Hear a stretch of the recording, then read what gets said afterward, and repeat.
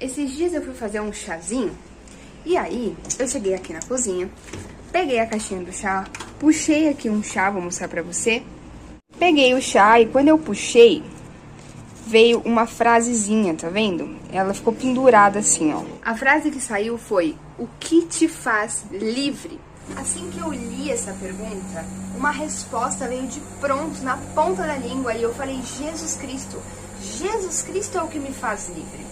Então eu segui a minha rotina, fiz o meu chá, fui resolver minhas coisas, e ao longo do dia, essa pergunta ficou ecoando dentro do meu coração. Sabe quando uma pergunta ou uma frase parece que aluga um triplex na sua cabeça e não sai dali de jeito nenhum, e você fica pensando naquilo? Foi isso que começou a acontecer. Eu resolvi então orar a esse respeito e comecei a perguntar ao Senhor: Senhor, o que me faz livre verdadeiramente? Senhor, eu sou alguém livre em Cristo Jesus. E eu percebi o Espírito Santo me conduzindo a um lugar de compreensão em relação ao fato de que eu sou livre em Cristo Jesus, mas será que eu tenho vivido como alguém que sabe dessa verdade? Ou, por ter crescido e ouvido isso tantas e tantas vezes, isso se tornou uma resposta muito pronta, um texto muito decorado na minha mente, mas que parece que ainda não desceu para o coração, e eu não me comporto como alguém que é verdadeiramente livre em Cristo Jesus. Eu quero conversar mais com você a respeito desse assunto no vídeo de hoje. E para isso, nós vamos continuar a nossa história no livro de Gênesis. Nós já estamos no capítulo 21 do livro de Gênesis. E nós vamos ler do versículo 1 ao versículo 7. Deixa eu já te adiantar. É o seguinte, esse vídeo que você está vendo neste momento é a nova mensagem que eu libero no canal toda quarta-feira às 9 da manhã. Essa mensagem depois ela é fracionada e eu vou liberando parte por parte no restante da semana. Por quê? Para que você que não tem tanto tempo possa fracionar o estudo desse texto ao longo da sua semana. O vídeo de hoje vão ter 3 partes, tá bom? Então, na quarta-feira saiu o vídeo completo, na quinta-feira eu libero a primeira parte, na sexta a segunda e no sábado a terceira e última parte desse vídeo. Meu nome é Giovana Galego e aqui eu tenho uma missão: ler a Bíblia com você, de capa a capa, de Gênesis a Apocalipse, encontrando Jesus Cristo em cada página. Seja bem-vindo ao livro de Gênesis. Abre aí a sua Bíblia, vamos ler hoje a porção completa? E aí a gente vai parando frase por frase, explicando o que está escrito aqui. Então vamos lá. Gênesis 21, do capítulo 1 ao 7. Se você não pode ler neste momento, preste atenção na leitura, porque o texto bíblico ele tem autoridade, ele fala por si mesmo. Então vamos lá. O Senhor foi bondoso com Sara, como lhe dissera, e fez por ela o que prometera. Sara engravidou e deu um filho a Abraão em sua velhice, na época fixada por Deus em sua promessa. Abraão deu o nome de Isaque ao filho que Sara lhe dera. Quando seu filho Isaque tinha 8 dias de vida, Abraão o circuncidou, conforme Deus lhe havia ordenado. Estava ele com 100 anos de idade, quando lhe nasceu Isaque, seu filho. E Sara disse: Deus me encheu de riso, e todos os que souberem disso rirão comigo. E acrescentou: quem diria a Abraão que Sara amamentaria filhos? Contudo, eu lhe dei um filho em sua velhice. O Senhor foi bondoso com Sara. Deus é um Deus bondoso. Vocês lembram da história de Sara até esse ponto? Vocês lembram que Sara, movida por fé, vai acompanhar o seu marido Abraão na saída de Ur dos Caldeus, quando o seu marido Abraão vai ser chamado pelo próprio Deus para caminhar com ele e ir para uma terra desconhecida, que o próprio Deus iria lhe mostrar. Nessa terra ele teria uma vasta descendência essa que iria ser uma bênção para todas as outras nações. Só que detalhe, esse casal tinha uma grande questão. Eles já tinham certa idade quando Deus os chamou dessa terra. Abraão já estava com 75 anos e, portanto, já deveria ter vários filhos, segundo o costume da época. Porém, ele tinha 75 anos e nenhum filho. Isso porque a sua esposa era estéril. Então, Deus estava chamando o marido de uma mulher estéril para ser o pai de uma grande, vasta e numerosa nação. nação essa que seria a bênção para todas as outras nações. Movido por fé, acreditando que Deus poderia cumprir com tudo isso e com essa grande promessa, Abraão vai sair de Ur dos Caldeus e vai obedecer ao chamado de Deus. E junto com ele vai Sara, sua esposa, demonstrando que ela tinha fé no Deus de Abraão, demonstrando que ela também acreditava que isso seria possível. Mas depois que eles saíram de Ur dos Caldeus, muitas coisas aconteceram. Dentre elas, o seu próprio marido mentiu para um povo estrangeiro, mentiu para os egípcios, que Sara não era sua esposa, mas ela era sua irmã. E por conta disso, Sara, sendo uma mulher muito bonita, foi levada pelo faraó para se tornar esposa de faraó. E se não fosse a intervenção divina, Sara teria sido forçada a se deitar com um homem estranho, se tornar a sua esposa, nunca mais ver a sua família, nunca mais ver o seu povo. Depois disso, muitas outras coisas aconteceram. O seu marido se envolveu em guerras para tentar salvar o seu sobrinho Ló. Eles se tornaram peregrinos no meio do deserto e passaram necessidades como, por exemplo, fome. Sara foi se desgastando ao longo de todo esse processo, a ponto de tentar dar um jeito nisso com as próprias mãos, e ela chegou a oferecer a sua serva Agar para que se deitasse com seu marido e então pudesse ter esse tão esperado herdeiro que daria origem a toda uma vasta descendência.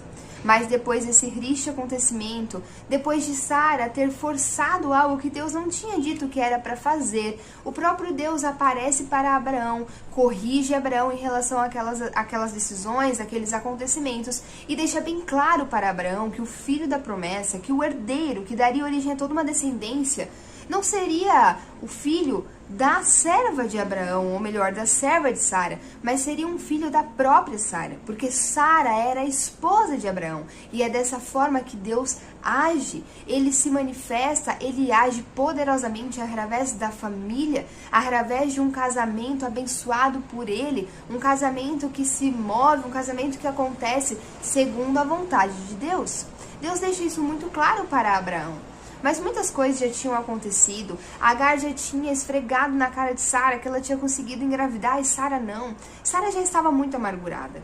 E a sua amargura chegou a um nível tão alto que quando ela recebeu a visita do próprio Deus dentro da sua casa, em corpo humano, dentro do seu acampamento, Deus vai dizer para Sara, ou melhor, vai dizer para Abraão, e Sara, estando por perto, ouve essa promessa.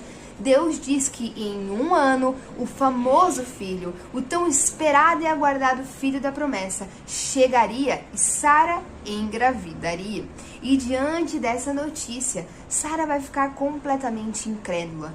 A amargura de Sara preencheu seu coração e fez com que a incredulidade criasse fortes raízes, a ponto de duvidar em seus pensamentos e expressar a sua dúvida e incredulidade através de um riso amargo. O que Sara não esperava é que aquele homem era o próprio Deus, e diante dos seus pensamentos incrédulos e desse riso tão amargo, ele percebeu e ele vai repreender a Sara por causa deste comportamento. Eu acredito que neste momento em que o próprio Deus abre os olhos de Sara para o nível em que ela estava de amargura, para o ponto que ela tinha se permitido chegar por conta das circunstâncias diversas da vida, eu acredito que quando Deus deu consciência a Sara, ali se iniciou um processo de cura, um processo de restauração, um processo de liberar perdão, um processo de construir uma confiança em Deus e se livrar de toda essa amargura.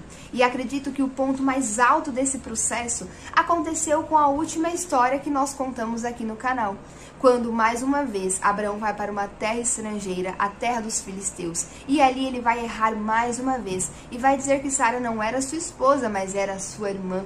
E por conta disso, Sara vai ser tomada para se tornar esposa do rei Abimeleque, o rei ali dos filisteus. E por mais uma vez por intervenção divina, esse casamento não vai ser consumado. E por conta disso, Sara vai sair desse episódio sem ter se deitado com esse homem estrangeiro, sem ter se contaminado com uma relação fora do casamento dela.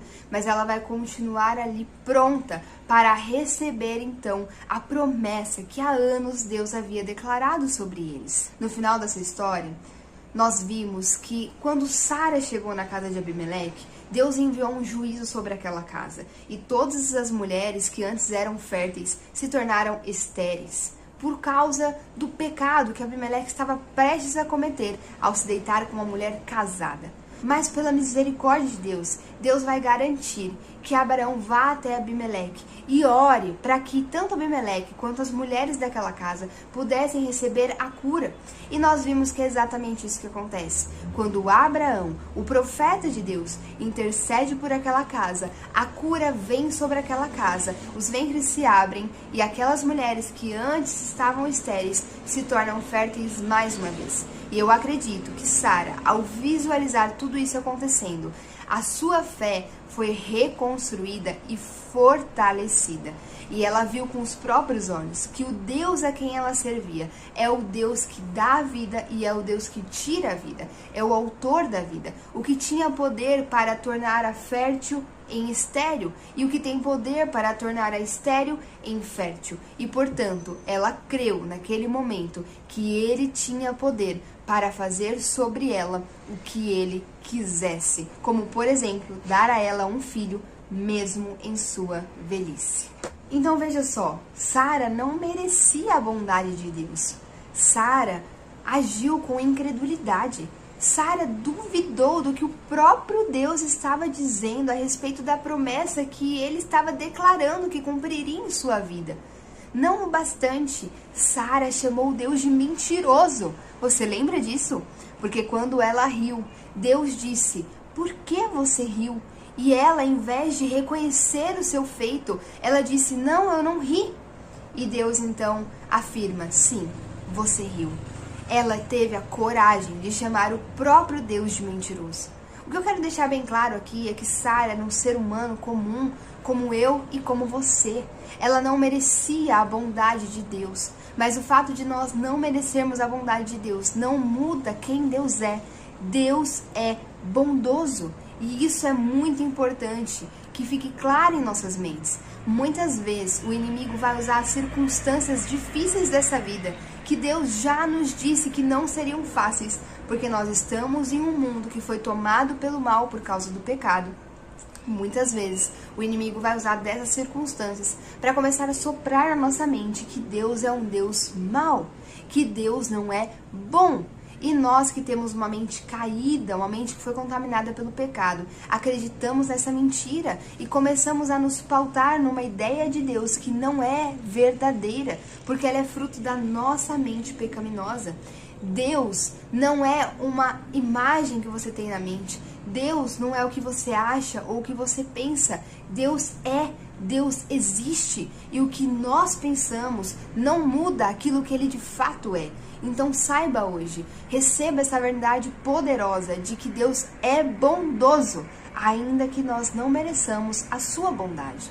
Nós somos pecadores, a nossa natureza é completamente oposta de Deus. É por isso que a nossa mente vai sempre idealizar um Deus falso, um Deus que não existe, porque é uma mente que foi contaminada pelo pecado. E é por isso que precisamos constantemente retornar às Escrituras para conhecer o Deus que é real e não o Deus que a nossa mente caída, que a nossa mente contaminada está criando na nossa imaginação e que está dificultando o nosso relacionamento com esse Deus, o desenvolvimento, o crescimento desse relacionamento que nós temos com Deus. Se nós seguirmos no versículo, a gente vai ver o seguinte: o Senhor foi bondoso com Sara, como lhe dissera. Deus havia dito para Abraão que em 1 ano Sara, sua esposa, engravidaria. E o filho da promessa, o descendente esperado, viria ao mundo. E exatamente assim como ele disse, aconteceu. Isso nos mostra que além de bondoso, Deus é fiel, diferente do ser humano. Mais uma vez, cuidado com o Deus que a sua mente tem criado, porque a sua mente é caída e, portanto, tudo que provém dela sem a intervenção divina é contaminado, é distorcido. O homem, ele não é confiável, o homem não é fiel, o homem erra, falha, promete, mas não cumpre. Muitas vezes nós crescemos diante de um contexto onde os homens não foram fiéis para conosco, onde os homens prometeram, mas não cumpriram, falaram, mas não arcaram com as suas palavras. E nisso foi gerado dentro de nós uma insegurança ainda maior e uma imagem deturpada do que seria a figura do divino, do que seria a figura da paternidade divina. Por causa de um padrão equivocado aprendido, nós muitas vezes achamos que, assim como o homem, Deus não é digno de confiança. Eu sei, é doído falar isso, mas essa é uma verdade. Muitas vezes vivemos como pessoas que não confiam em Deus porque acham que Ele não é digno de confiança, porque projetam em Deus a imagem do homem e pensam que, assim como o homem não cumpre com as suas palavras, Deus também não irá cumprir com a deles. Então nós começamos a pensar, será que realmente Jesus vai voltar? Será que vai valer a pena? Será que vale viver em santidade? Será que realmente isso me faz bem? Será que a palavra é realmente a verdade absoluta? Será que o que está escrito aqui realmente acrescenta na minha vida? Porque eu tenho feito tudo de bom, eu tenho agido de forma correta, mas parece que não estou sendo recompensada por isso. Será que verdadeiramente a palavra está correta? Ou isso é tudo uma grande mentira, uma grande história mal contada para nos enrolar, para nos prender a homens de grande autoridade? E dessa forma, Satanás vai envenenando a sua mente, deturpando a imagem que você tem de Deus e te distanciando dele. Eu preciso deixar bem claro para você, Deus não é como o homem, Deus é fiel. Existe um texto em 2 Timóteo, no capítulo 2, versículo 11, olha só o que a Bíblia diz. Esta palavra é digna de confiança. Se morremos com ele também viveremos. Está falando sobre Jesus. Se perseveramos com ele, também reinaremos. Se o negamos, ele também nos negará. Se somos infiéis, ele permanece fiel, pois não pode negar-se a si mesmo. Deus é fiel e isso independe da gente, porque se dependesse da nossa fidelidade, Deus teria que negar a si mesmo, Deus teria que contrariar o atributo dele, mas ele não faz isso. Ele é fiel, independente de nós merecermos a fidelidade dele ou não. E isso é motivo de segurança para nós. Nós vivemos com Deus, nós nos relacionamos com um Deus que é digno de confiança. Um Deus que pode nos trazer segurança. Em Deus há segurança, em Deus há paz, porque Ele é fiel e Ele cumpre aquilo que promete, exatamente como disse que faria. A Bíblia está dizendo, como lhe dissera. Deus não só cumpriu aquilo que prometeu, mas cumpriu exatamente como havia prometido. Em 1 ano, Sara engravidaria. E foi exatamente isso que aconteceu. Quando nós seguimos para o versículo 2, olha o que a Bíblia diz. Sara engravidou e deu um filho a Abraão em sua velhice. Olha que interessante, a Bíblia está frisando. Sara deu um filho a Abraão. A promessa se cumpriu. Deus prometeu que um filho, um herdeiro seria dado a Abraão e seria dado a partir pelo ventre de Sara, a sua mulher. Gente, a Escritura está deixando muito claro. A semente não foi contaminada. Sara não teve um filho de Abimeleque. Sara não teve um filho do faraó. Sara teve um filho do seu marido, conforme a vontade de Deus. Abraão teve a promessa se realizando sobre a sua vida, se cumprindo.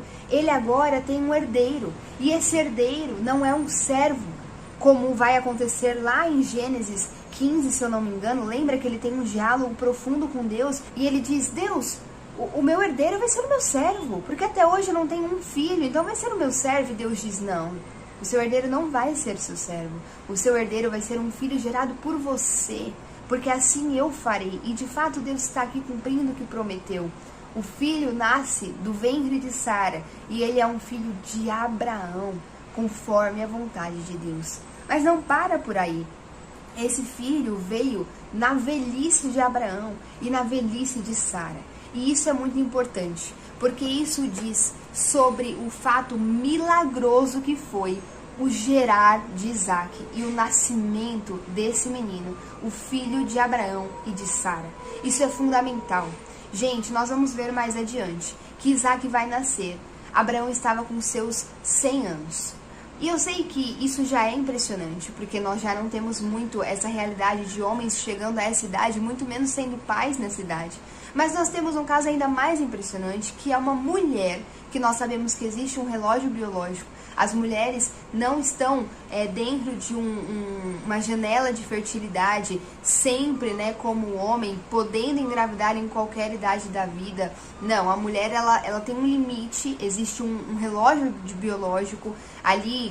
Com as tecnologias de hoje, com seus 35, 40 anos, seria o limite ali para que essa mulher engravidasse. Mas nós estamos aqui falando de Sara, que é uma mulher de 90 anos de idade, gerando.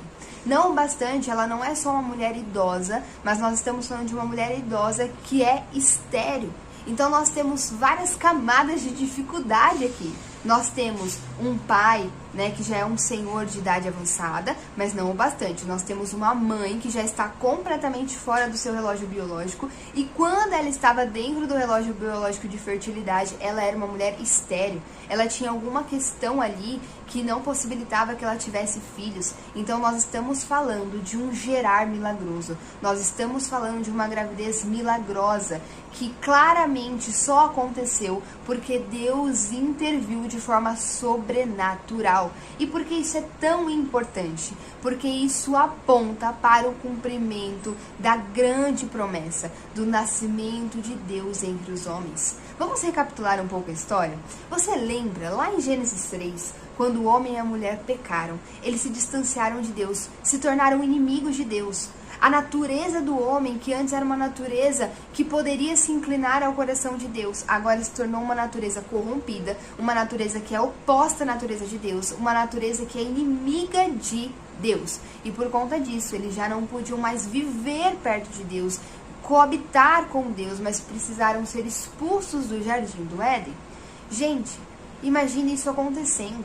O homem e a mulher caminhavam com Deus, que é a vida em si. Toda a vida provém de Deus. Caminhavam com o Criador do mundo, se relacionavam em intimidade com Ele, eram completamente satisfeitos nele. O homem e a mulher não tinham nenhum nível de insatisfação, porque diante deles estava o autor da vida e eles tinham um relacionamento com esse Deus. Nada faltava, gente.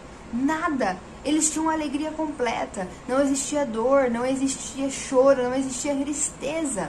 E agora, por conta do pecado, existe tudo isso. Existe angústia, existe dor, existe insatisfação, existe choro, existe doença, existe criação decaindo, criação sendo contaminada, animal morrendo, plantas secando, ervas daninhas crescendo e destruindo uma produção. Tudo se tornou terrível. E detalhe, o homem não tem a quem recorrer, porque por conta do pecado, esse homem não pode recorrer a Deus. Ele não tem o canal aberto, entende? Ele não tem um canal para acessar esse Deus disponível, como eu e você temos por causa de Jesus Cristo. Então Adão e Eva saíram do jardim do Éden numa total desolação, e eles não poderiam mais recorrer a esse Deus por conta de seus pecados. Mas antes de serem expulsos do jardim do Éden, Deus deu um fio de esperança para Adão.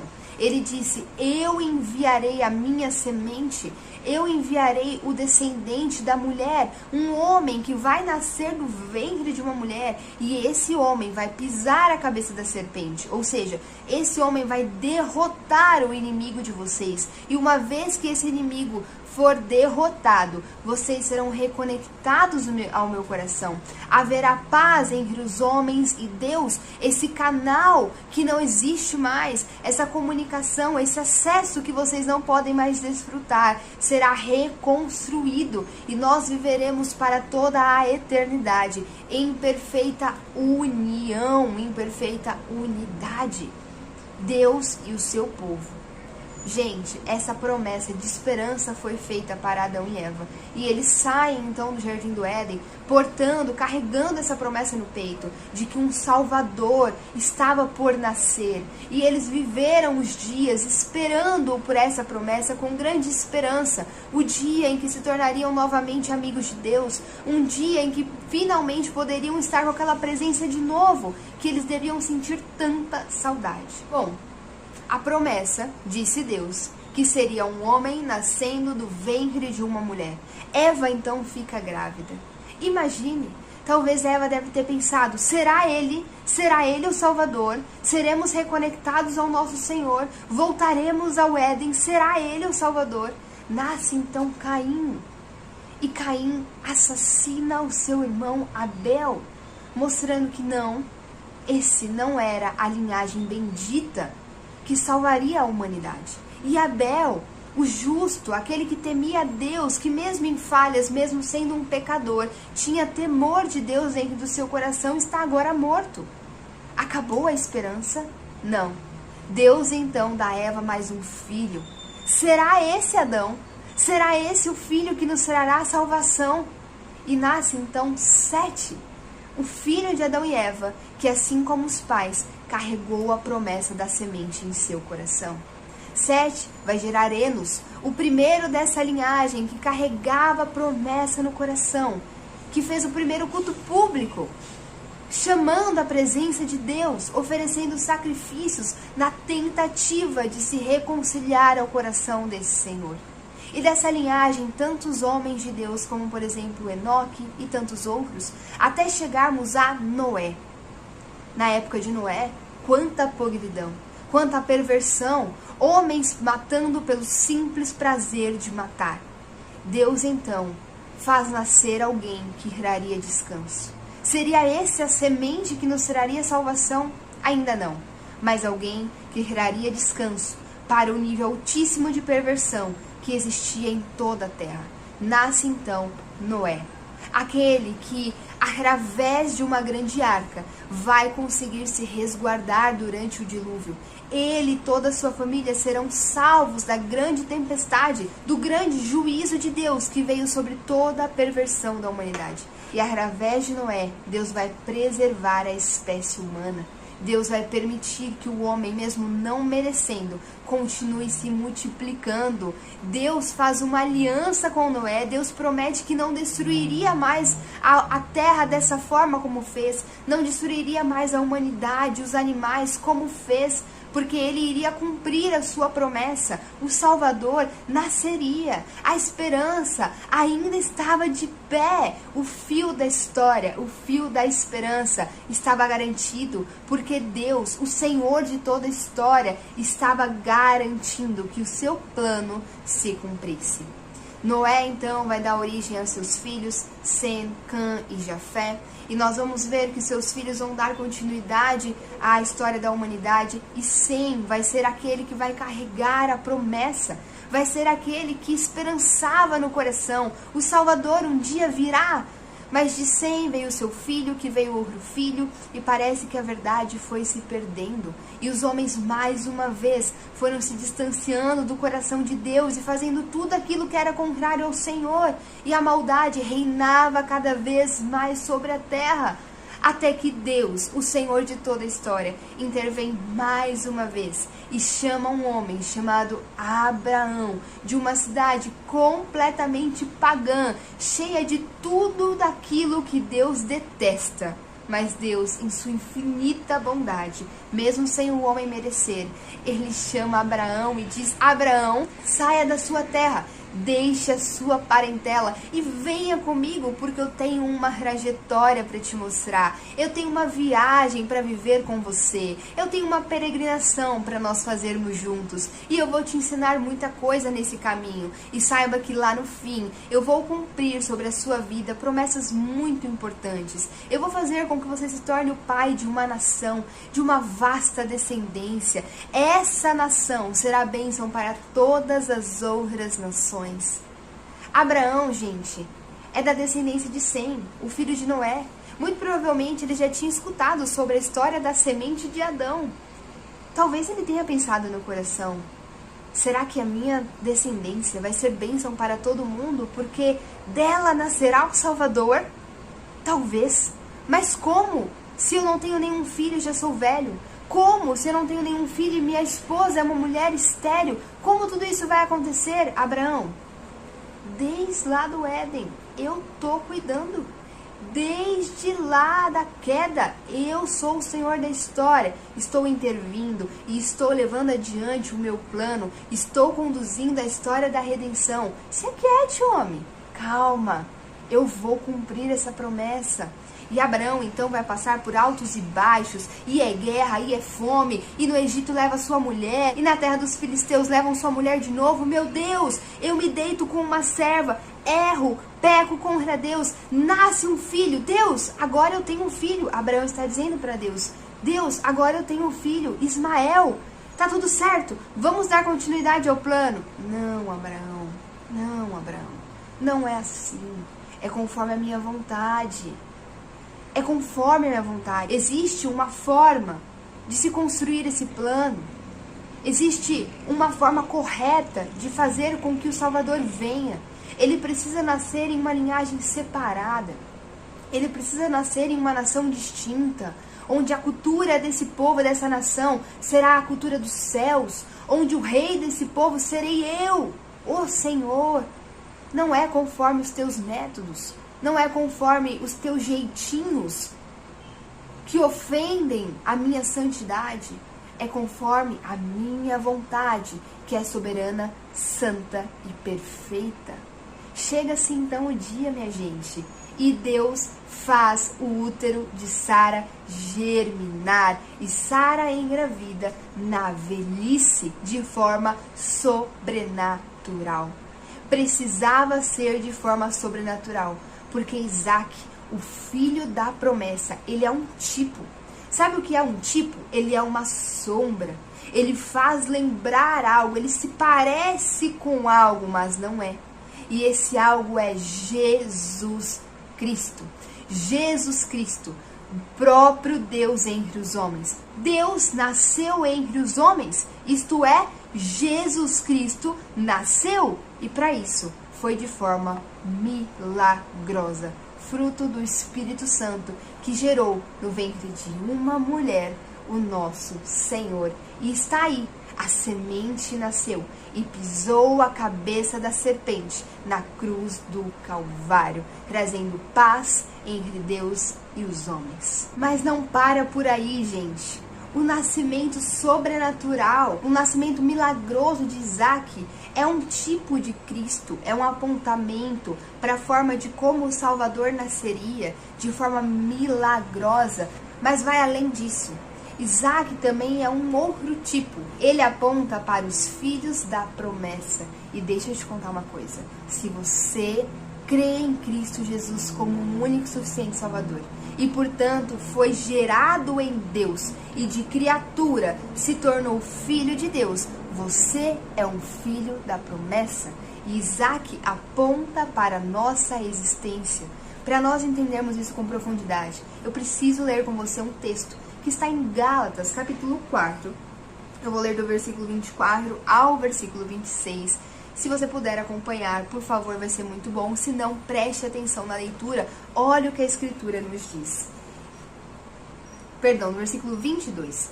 Pois está escrito que Abraão teve 2 filhos, um da escrava e outro da livre. Então vamos lembrar, Abraão teve Ismael, filho que ele teve com Agar, a escrava, serva de Sara. Então ele teve um filho com a escrava e um filho com a livre. O filho da livre, nós estamos falando do filho de Sara, a mulher de Abraão, que não era serva, que não era escrava, mas era sua esposa, e que agora nós estamos meditando no nascimento desse filho, o filho da livre. Então Abraão teve 2 filhos, o da escrava e o da livre.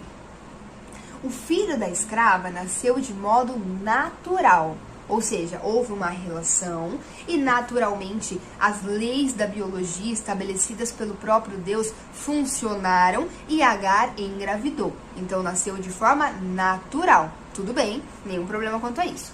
Mas o filho da livre nasceu mediante promessa.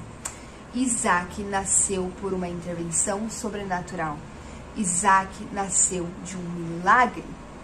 Não foi apenas um processo biológico natural, mas foi o próprio Deus intervindo com os seus poderes e permitindo que Sara viesse a engravidar aos 90 anos de idade, sendo uma mulher estéril, casada com um homem também já bastante idoso. Isto é usado aqui como uma ilustração. Ou seja, Paulo está dizendo pra gente que essa situação dos filhos de Abraão pode ser usado como uma ilustração, como uma imagem, para nós compreendermos uma verdade espiritual. Estas mulheres representam duas alianças. Uma aliança procede do Monte Sinai e gera filhos para a escravidão. Esta é Agar. O Monte Sinai, gente, é onde Moisés vai ter a revelação dos mandamentos, de todas as leis judaicas, de tudo aquilo que o povo deveria obedecer para estar ali alinhado e em obediência diante do Senhor. Então Paulo está dizendo que Agar, que é a escrava, que gera filhos para a escravidão, porque ela é escrava, então seus filhos são escravos, ela é a representação dessa aliança, que é uma aliança pautada pela lei, é uma aliança onde pelo mérito você tenta conquistar a salvação. Pelas obras, você tenta alcançar a paz com Deus, você tenta se reconciliar ao coração de Deus, se purificando por conta própria. Agar representa esse tipo de situação. E os filhos de Agar são filhos gerados para a escravidão, porque quem está debaixo desse jugo da lei, quem depende de cumprir toda a lei corretamente para alcançar a salvação, é um escravo, é alguém que não tem liberdade, é alguém que nunca consegue alcançar essa salvação, mas está debaixo de um jugo pesado. E aí ele continua no versículo 25. Agar representa o Monte Sinai, na Arábia, e corresponde à atual cidade de Jerusalém, que está escravizada com os seus filhos. Então veja, gente, a partir de Abraão, toda uma descendência, todo um povo foi gerado. E eles foram viver ali na região de Jerusalém. E eles são filhos naturais de Abraão. Existe uma descendência biológica, uma descendência genética desses filhos. Mas se esses filhos não se submeterem ao senhorio de Jesus Cristo, eles continuam sendo escravos. Versículo 26. Mas a Jerusalém do alto é livre e é a nossa mãe.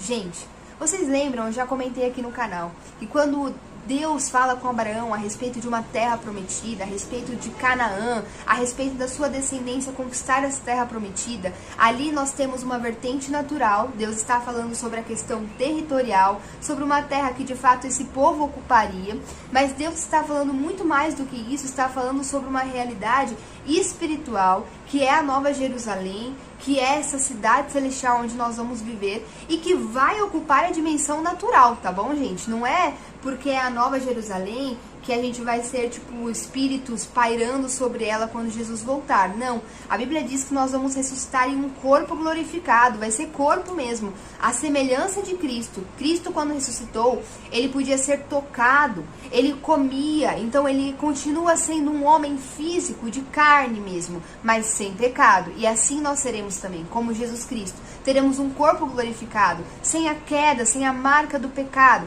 mas um corpo natural. E a Nova Jerusalém, a pátria celestial que nos aguarda, irá descer e pairar sobre a terra, e nós viveremos e reinaremos com Jesus para toda a eternidade. Então a nossa mãe, o nosso lugar para onde nós iremos, não é uma Jerusalém geográfica, limitada, que gera filhos para a escravidão, filhos naturais, filhos pecadores, mas nós iremos para uma Jerusalém que é celestial, que é santa. Mas aquilo que nós almejamos é muito maior do que isso, é uma pátria celestial, onde os filhos de Deus reinarão com Jesus Cristo.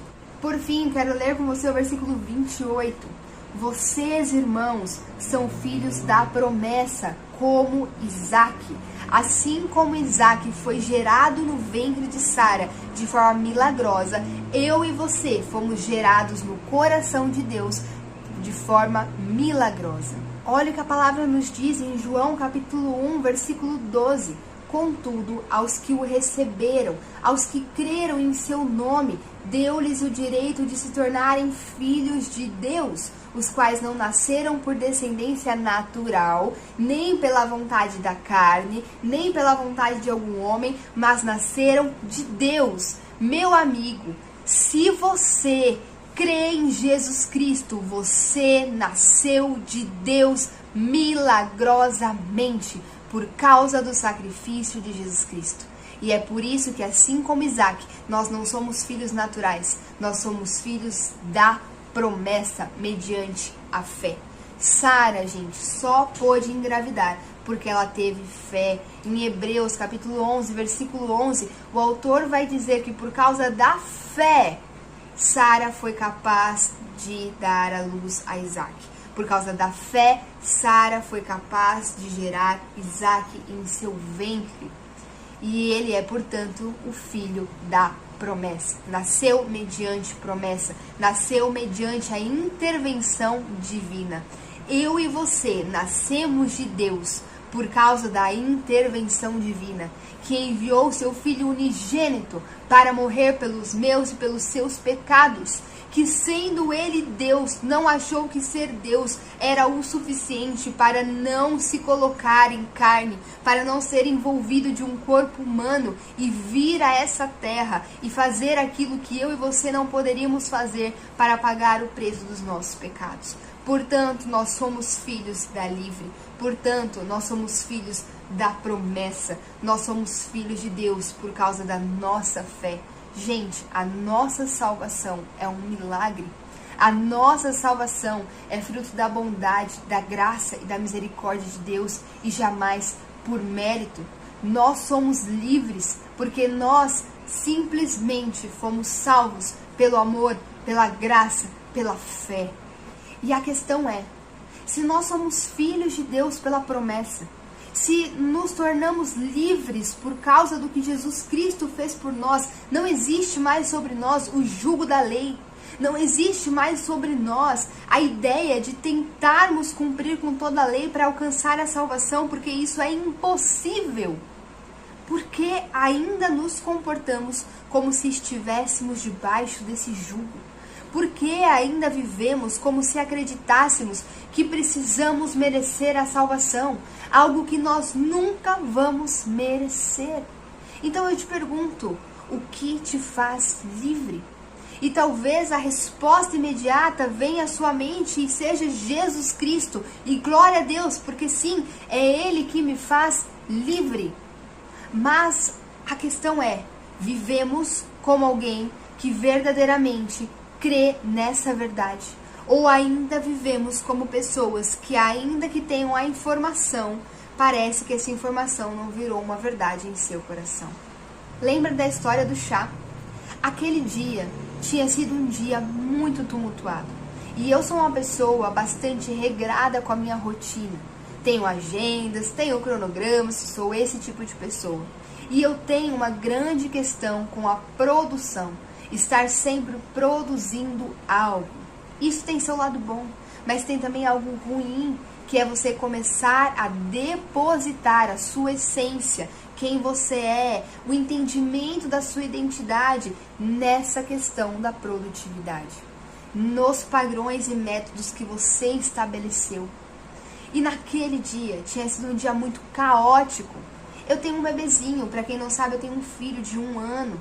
E, gente, para quem é mãe aqui, para quem já vivenciou essa experiência, sabe que crianças são imprevisíveis, bebês são imprevisíveis. A maternidade é algo que realmente nos salva, porque ela escancara as nossas fraquezas, ela escancara as intenções equivocadas do nosso coração, ela escancara os nossos pecados, e isso é bom, porque tudo que vem à luz pode ser redatado, pode ser corrigido. E o que acontece? Sendo mãe de um bebê de 1 ano e pouco, uma das coisas que tem acontecido rotineiramente na minha vida é a quebra da rotina.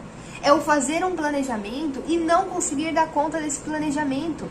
É criar expectativas e ter elas frustradas constantemente. É um lembrete diário de que você não tem o controle de nada, mas Ele é o Senhor. É um exercício constante de depositar a sua vida nas mãos de Deus por completo. E aquele tinha sido um dia que eu tinha lutado muito com isso. Eu fiz um planejamento, eu estabeleci metas, eu tinha algo para cumprir naquele dia. E o Davi tá com um dente novo nascendo e ele tá muito carente, muito apegado, muito choroso e a rotina tava muito difícil. E o que aconteceu é que eu não consegui cumprir nem com um item da minha lista. E aquilo me desmoronou. Aquilo fez com que eu questionasse o meu valor. Então, quando Deus fez, por providência divina, que o chazinho trouxesse aquela pergunta ao meu coração, eu percebi o Espírito Santo dizendo: você pensa que o que te faz livre é o quanto você consegue entregar, é o quanto você consegue garantir os seus resultados por conta própria, é o seu controle. Você ainda acha que são as suas mãos que controlam os seus dias, que as coisas só dão certo porque você está no controle, no fundinho do seu coração. Esse ainda é uma questão, a sua identidade ainda está ali. E é por achar que é isso que te faz livre, que você não tem vivido como alguém que é verdadeiramente livre. Porque uma vez que as circunstâncias se desfazem, uma vez que as circunstâncias não são mais as favoráveis, as melhores do mundo, você desmorona. Então você não é alguém livre, você é alguém dependente do seu redor. E isso é terrível. Porque as circunstâncias, gente, elas são muito variáveis e elas podem ser terríveis, porque os nossos arredores podem ser muito difíceis e porque nós não temos o mínimo controle sobre ele. Portanto, ser dependente dele é ser um escravo. É triste. Talvez a sua questão não seja como a minha, talvez o seu problema seja outro. Talvez a aprovação humana seja onde você deposita sua liberdade. Talvez o seu coração ainda acredite que o que te faz livre é o ser aprovado pelo outro. Talvez o seu coração acredite que o que te faz livre é a tua religiosidade. É cumprir com todo aquele protocolo, mesmo que não seja sincero. E eu não estou falando contra ir à igreja, eu não estou falando contra uma vida de santidade. Isso é uma consequência de quando nós nascemos de novo. Se você ama Cristo, se você é um filho de Deus, você vai desejar isso. Você vai desejar viver na comunidade com os irmãos. Você vai desejar crescer na sua fé. Você vai desejar viver em santidade, porque isso agrada o coração de Deus. Mas como uma consequência e não como uma condição. Então talvez a questão do seu coração é que você ainda acha que o que te faz livre são os ritos religiosos. Porque talvez falta uma coragem de encarar quem verdadeiramente você é sem Deus. Que você necessita de salvação. E que para isso você precisa passar pelo arrependimento. De que talvez você não é essa bola toda que você pensa. E eu sei, gente, é dolorido quando a gente reconhece isso. Eu sei, eu vivi isso, vivo direto. Porque arrependimento é uma coisa que sempre a gente tem que estar ali, ó, conversando com Deus, sondando nosso coração. Eu sei, é difícil demais quando a gente reconhece que a gente não é tão bom, não. Muito pelo contrário, nós somos péssimos. Tem coisas que eu vou diante de Deus conversar com o Senhor, pedir para Ele me transformar, que eu tenho até vergonha de falar. Mas essa é a verdade. Nós precisamos ter coragem de encararmos a nossa realidade sem Deus, para que haja um arrependimento genuíno, para que então Ele entre na nossa vida, nos faça nascer de novo e a gente saia dessa religiosidade que é morta e que gera filhos para a escravidão. Talvez o seu problema não seja nenhum desses. Talvez o seu problema, o que te faz pensar que você é livre, é alguém, é algum relacionamento específico, é alguma aquisição, é algum sonho. Quando eu chegar naquela condição? E aí você vive sempre no quando, sempre no futuro, e o seu hoje se esvai, você nunca está bem. Não sei, leve isso diante de Deus, pergunte ao Espírito Santo, questione, pergunte a Deus: Pai, em qual mentira eu tenho acreditado? No que eu tenho depositado a minha liberdade, que é uma mentira? Mostre aos meus olhos, me dê entendimento, para que eu me arrependa e mediante ao arrependimento o Senhor faça nova todas as coisas e eu passe a crer verdadeiramente, não só com a mente, não só na minha consciência, mas de corpo, alma, espírito, de que Jesus Cristo é o que me faz livre e, portanto, nos dias em que eu tenho uma alta produtividade, glória a Deus, eu sou amada por Deus, mas nos dias em que eu não tenho, glória a Deus, eu sou amada também. Nos dias em que eu falho diante do meu Pai, eu sou amada e eu posso me arrepender porque Ele tem perdão estendido para mim. E nos dias que eu não falhei tanto, consegui ir um pouco melhor, glória a Deus, porque o Espírito Santo me fez ser melhor. E a partir dessa compreensão, o Espírito Santo te conduzirá a viver uma vida pelo Espírito. você viverá em santidade, você se alimentará da palavra da verdade, você terá prazer nas coisas de Deus, não porque você forçou, mas porque o próprio Espírito é vivo em você e te impulsiona para isso como uma consequência daquilo que está habitando em ti, que é a própria presença de Deus. Você viverá uma vida pelo Espírito, que produzirá o fruto do Espírito. Aí, gente, se você não conhecer meu bebezinho, é esse gatinho aqui, ó. Né, Davi? Eu sou o Davi, eu tenho 1 aninho. E eu sou um gatinho. Eu mudei toda a vida da minha mãe. Tudo. E tem me feito um bem enorme, né, filho? Tem sido um instrumento de Deus na minha vida. Vamos continuar no nosso texto? Será que esse filho da promessa demorou muito para chegar? Vamos lá.